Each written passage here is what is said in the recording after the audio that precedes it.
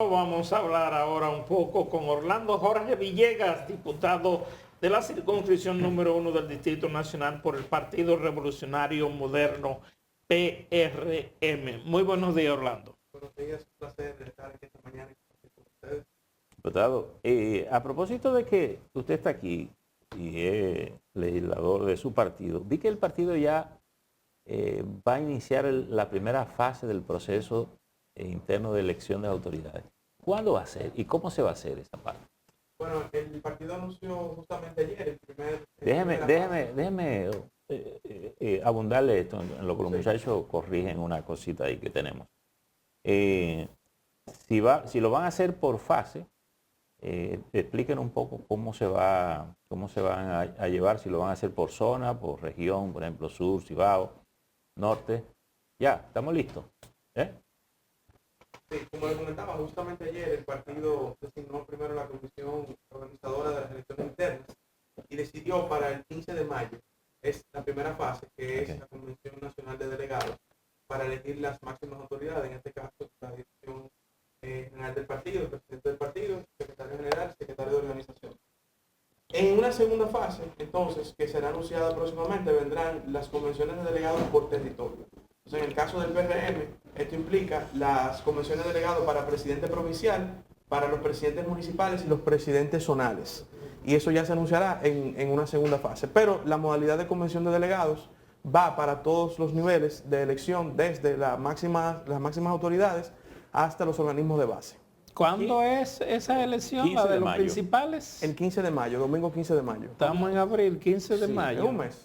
En un mes aproximadamente. Sí, porque acuérdense. Pero, y si se da la situación, porque ustedes tienen una impugnación ahora mismo frente a esa situación, ¿va o está ya de hecho pautado o van ustedes a esperar el resultado de esa impugnación? Bueno, de por sí no es que se va a parar todo a esperar el resultado. Si el resultado pues es favorable, se sigue el mismo recorrido, y si no es favorable, entiendo que el partido va a recurrir al mismo organismo donde hay una instancia sometida. Pero lo que quería recalcarles también que la fecha es importante porque es que en junio vence el periodo de las actuales autoridades. O sea, la fecha es precisa porque si mi memoria no me falla, el 18 de junio vence el periodo de las actuales autoridades. En la forma de elegir los delegados, porque parte de los cuestionamientos de los que se oponen al proceso interno, incluso han dicho que sería unos delegados, sería como una convención de empleados o algo así, que han dicho. ¿Quiénes eligen los delegados de esa asamblea, las actuales autoridades que vencen en junio? Mira, realmente los delegados son parte de la base del partido. Exacto. El decir que es una convención de empleados es una falta de respeto a la propia militancia del Partido Revolucionario Moderno. Esa es una modalidad que se ha utilizado en distintas ocasiones en el antiguo partido y en este partido. Pero los delegados, por ejemplo, hay distintos organismos de los cuales sus miembros son delegados, pero por ejemplo también hay personas que se pueden registrar para delegados. De hecho, en la convención que se realizó en enero, donde precisamente se acudió a esta modalidad y donde también se aprobaron una serie de estamentos en los estatutos del partido, fue bajo modalidad de convención de delegados y hubo un periodo para que varias personas se pudieran registrar como delegados. Yo conozco personas que de distintos niveles del partido se registraron como delegados. O sea, los delegados son la base del partido. Eso de venir a decir que es de empleado, que eso es mentira. ¿Y cómo se escogen los delegados? Bueno, como decía, hay distintos organismos del partido que ya el ser miembro de esos organismos ya tú automáticamente eres delegado, pero hay periodos donde se permite registrar a distintas personas como delegados, pero esa persona obviamente tiene que estar afiliado al partido, pertenecer a una zona o a un comité provincial o un comité municipal. ¿Y esa posibilidad está abierta o está cerrada en este momento, la de registrar nuevos delegados? Bueno, como se registraron para la última convención, que fue en enero, acuérdense, la que fue en el pabellón de voleibol, tengo entendido que ese es el mismo registro que se va a utilizar para las próximas convenciones. Vuelvo y repito, recuérdense que hay una modalidad nacional y ya vendrán las modalidades territoriales que tendrán obviamente sus delegados, pero ahí sí el partido va a comunicar cómo será la participación de esa persona en esas convenciones territoriales. ¿Qué tan agitado está este tema a lo interno? Porque definitivamente el discurso de quienes se oponen a este método es bastante agresivo, pero a nivel de las bases, ¿cuál es la reacción de los militantes del PRM? Mira, yo te puedo comentar, por ejemplo, el presidente del partido, José Ignacio Paliza, está recorriendo el país completo y reuniéndose con cada comité provincial, los comités municipales y hasta comités zonales, que me consta que, por ejemplo, yo que soy de la circunscripción número 1, hace 2 semanas él estaba aquí reunido con la dirección del partido en la circunscripción número 1. A veces hay personas que quieren llevar esto a la prensa, hacer un show mediático, pero la realidad es que las bases, este tema, está mucho más que sellado ya. La mayoría de los PRMistas quieren continuar con la actual dirección del partido porque fue la dirección que nos llevó a la victoria, es la dirección que ha dado la cara y muy importante, no es una dirección que llegó cuando el bizcocho estaba armado y la velita estaba puesta, que nada más faltaba prenderla. Entonces, las bases del PRM saben quiénes han sido sus líderes, que han estado ahí desde el 2014 cuando se fundó este partido. Entonces, a veces más llevan este tema a la prensa porque hay gente que tiene un poco la mentalidad del viejo partido de querer enchinchar y querer, pero dentro del PRM yo te puedo decir que hay una unidad firme y sellada en torno a la actual dirección de nuestro partido. ¿Cómo está la relación gobierno-base? Es decir, siempre hay la queja, la gente que siente que no lo incorporan, que no le han dado espacio. Mira, es una pregunta interesante porque también se ha querido crear una especie de percepción errada de que hay una parte de los miembros del PRM que no están colaborando en la gestión del presidente Abinader y eso es mentira.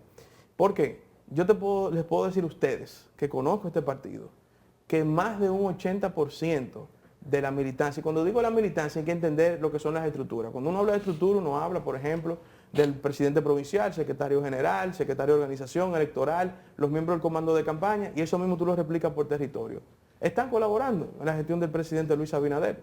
Si yo te llevo, por ejemplo, a San Juan de la Maguana, lo puedo demostrar, Santiago, en otras provincias, pero vuelvo y repito, hay gente que ha querido enchinchar este tema para desinformar y llevar una percepción errada de que no hay dirigentes del partido incluidos en la gestión de gobierno. Y eso es una total falacia de las personas que quieren pregonar esa falsa percepción. Bueno, en realidad no es un fenómeno externo. En muchos puntos donde se hacen actos en los que participan militantes del partido son ellos mismos los que hacen público el reclamo. Y de hecho, dirigentes del partido en sus discursos han dado respuesta a esos reclamos pidiendo paciencia. Yo he visto mucha gente que se hace pasar por dirigente del partido, yo nunca lo he visto en mi vida, en muchos de esos reclamos.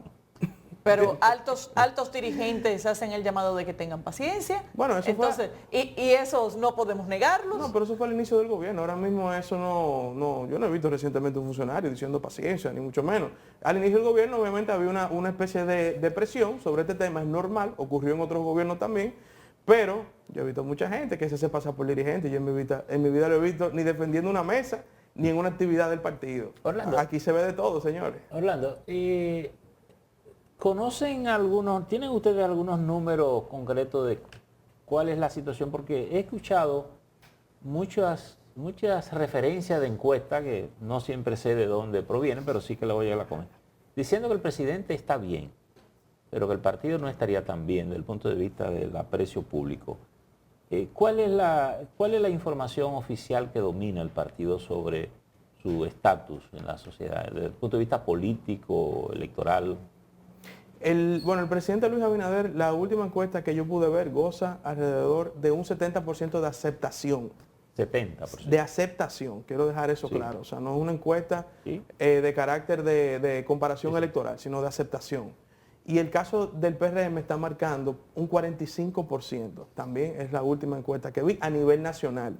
Si yo te hablo del Distrito Nacional, que es el territorio donde yo hago política, el presidente está gozando de un 75% de aceptación y el PRM de un 55% de aceptación en el Distrito Nacional.